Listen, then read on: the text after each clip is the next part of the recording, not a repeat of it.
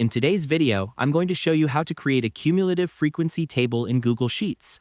Whether you're analyzing sales data, tracking product counts, or just want to understand how your data builds up over time, this simple step-by-step guide will walk you through everything you need to know. First, open your Google Sheets and go to the sheet where your data is stored.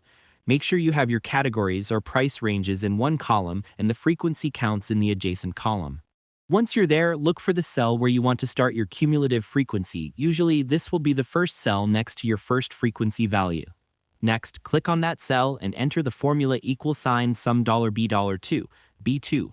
Here's what's happening. The $B$2 locks the starting cell of your range, while the second part, B2, will adjust as you copy the formula down.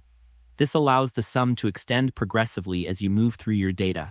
Follow the formula carefully so you get the cumulative totals correctly. To make the process smoother, here are a few quick tips. Make sure your frequency column only contains numbers, remove any blank cells within the range, and ensure your first frequency cell is correctly referenced. Doing this beforehand can save you time and prevent errors in your calculations.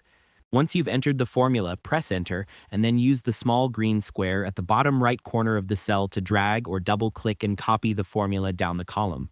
After that, you should see your cumulative frequency build up for each row, giving you a clear picture of totals as you go. It's also a good idea to check for any green triangle warnings in your cells. Just click the warning icon and select Ignore Error to keep your sheet tidy. And that's all there is to it. By following these simple steps, you'll be able to create a cumulative frequency table in Google Sheets easily, accurately, and without any confusion. It's a great way to analyze data, spot trends, and make your spreadsheet work even more powerful. I hope this tutorial made the process clearer and gave you the confidence to work with statistical data in Sheets. If you found this helpful, feel free to share it with classmates, coworkers, or anyone else who might be crunching numbers. A small tip like this can really make someone's day easier.